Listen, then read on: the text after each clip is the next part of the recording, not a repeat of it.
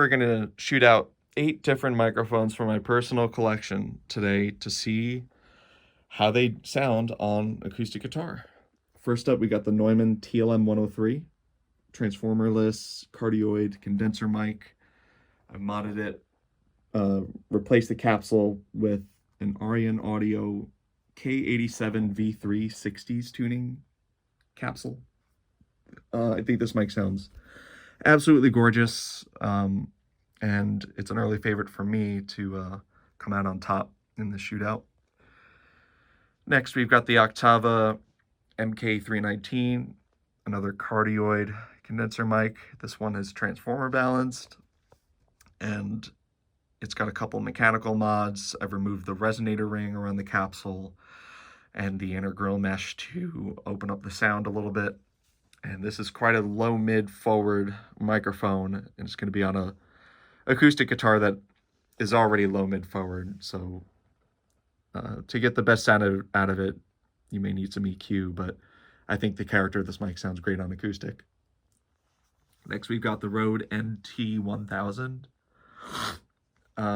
another cardioid condenser, transformerless. This is modded with a Arienne Audio Flat K47 capsule. So it's pretty dark sounding, but it sounds very high quality, and we'll see how it fares. This is an MXL 770 modded with a JLI Audio CK-12 capsule.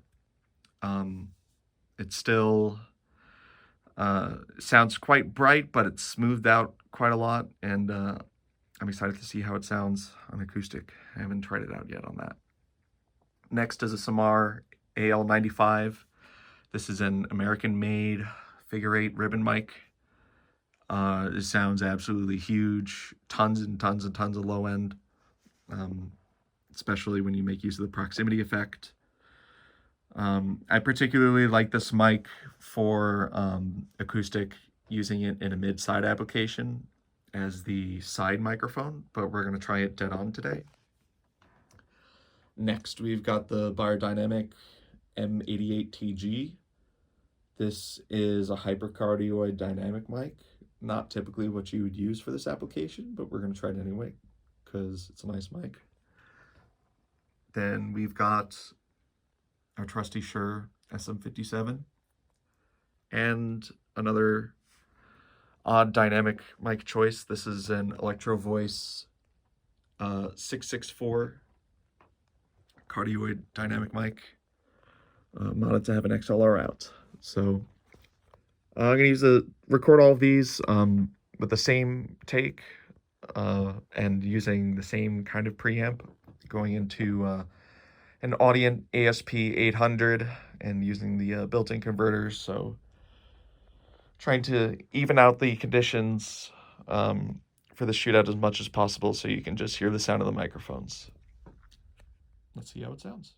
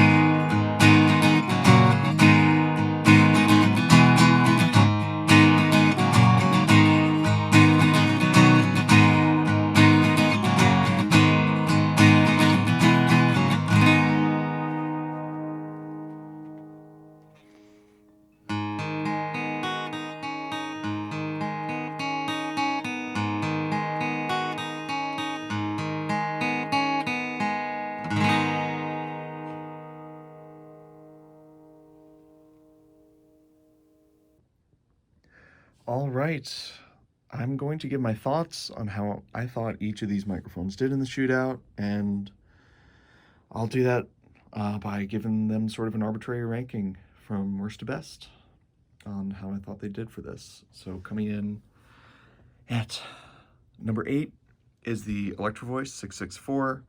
I think this was the only mic that at times just sounded bad.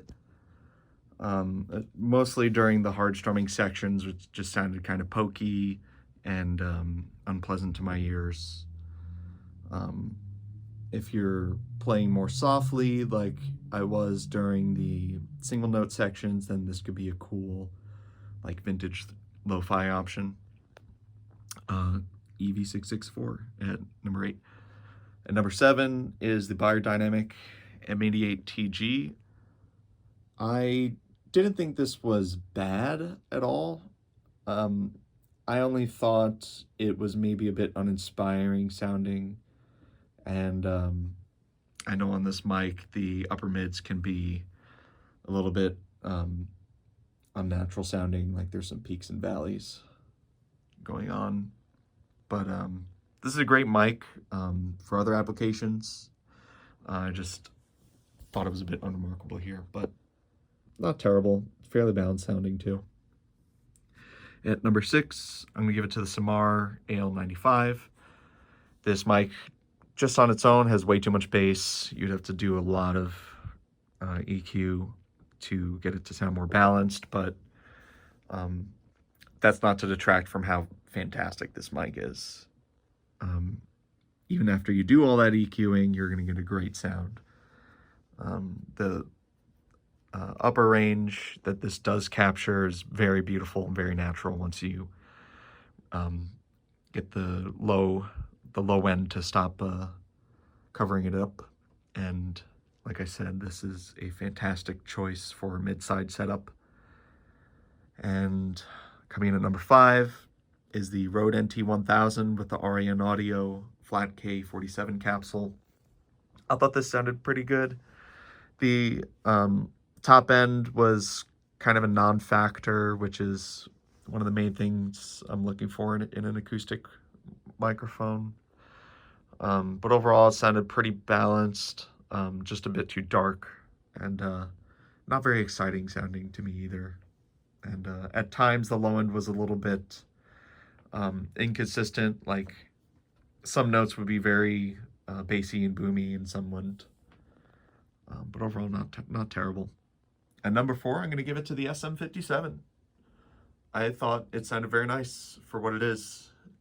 Nice and balanced, pleasing to listen to. It's not going to sound like $1,000,000, but it definitely does way better than it should for acoustic guitar. At number 3, I'm going to give it to the MXL 770 with the JLI Electronics CK-12 capsule. This was indeed very bright sounding, but I thought probably of the whole bunch, it was the most balanced. It has a sort of scooped sound to it that counterbalanced the very kind of honky low mid forward character of the acoustic guitar that was used. Brings out a lot of pick attack and a lot of this string brightness, especially for a situation like this where I just put some brand new strings on the guitar. And the top end is very consistent, very prominent, but there's still a hint of like artificiality to it that I didn't think was, I didn't think it did the best job in that department. But overall, this pleasantly surprised me. And a mic like this can be had for $100. The capsule itself was about $60, and you can find these mics on Reverb for like $40, $50 used in great condition. Yeah. And these guys are kind of neck and neck, but I'm gonna have to go with the Oktava MK-319 at number 2, and the TLM 103 with the Arienne Audio K87 V3 60s tuning capsule at number 1. These both have some low mids that I would cut out, but it's a lot more of a problem, I think, in the Oktava compared to the TLM 103. The TLM 103 just has that extra bit of brightness. It's a little more balanced off the bat. And there's just kind of a euphoria to it that is very, very, very sweet. And the Oktava, I think, it has a bit more of a tamer, vintage character, which is really, really sweet. And once you do EQ out some of those obtrusive low mids, like around the 500 hertz range, the top end on this microphone is just to die for. It's very true to life, I feel like. It may be the best of the whole bunch here, but a little bit more work needed to get there compared to the Neumann. And that's why I'm going to put that at number 2 and the Neumann at number 1. So let me know your thoughts. Do you agree or disagree with my ranking and my impressions of each mic? I'm going to be doing more shootouts in the future on guitar amps, on bass amps, and on vocals. So subscribe if you want to tune in and be informed when that happens. Thanks for watching.